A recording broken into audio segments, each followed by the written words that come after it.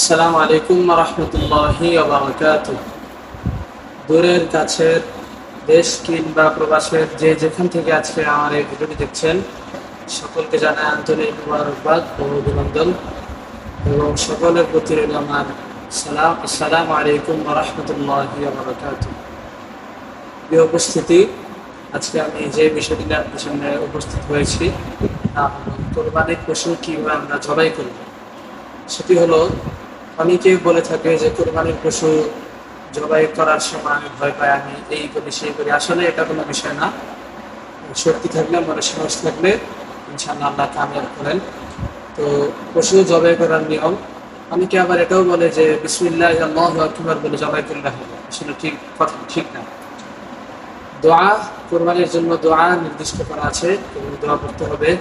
সেই দোয়াটি হলো, إني وجهت وجهي للذي فطر السماوات والأرض حنيفا وما أنا من المشركين إن صلاتي ونسكي ومحياي ومماتي لله رب العالمين لا شريك له وبذلك أمرت وأنا أول المسلمين اللهم منك ولك وعن محمد وأمته بسم الله الله أكبر। এবার আমরা জানবো এই দোয়াটি পড়ে আসলে আমরা জবাই করবো। এই দোয়াটি পড়ে জবাই করা উত্তম। অন্যান্য আরো দোয়া আছে, সেটিও করা যাবে, সমস্যা নেই। যদি হাদিসের রেফারেন্স দিয়ে দোয়া থাকে, ভালো দোয়া, সেটিও করা যাবে, কোনো সমস্যা নেই। তবে দোয়া করতে হবে, দোয়া মিস করা যাবে না। এবং আকিকা, অনেকে বলে থাকে যে আকিকা কোরবানির সাথে দেওয়া যায় কিনা। হ্যাঁ, আকিকাও কোরবানির সঙ্গে দেওয়া যায় এবং আকিকার গোশ আব্বা আম্মা সকলেই খেতে পারবে। যেরকম ভাবে কোরবানির গোশ সকলে ভক্ষণ করে, ঠিক সেরকম ভাবে আকিকার গোশ সেটিও সবাই ভক্ষণ করতে পারবে, এতে কোনো সমস্যা নেই। এবার আসুন আকিকা দোয়া।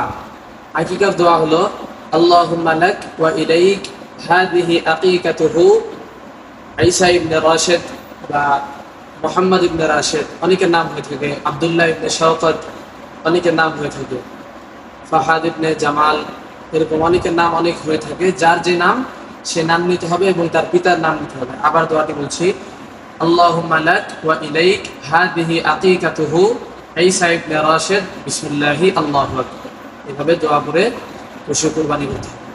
এবার আসুন আমরা পশু কিভাবে জবাই করব বা কয়টি রগ কাটতে হবে।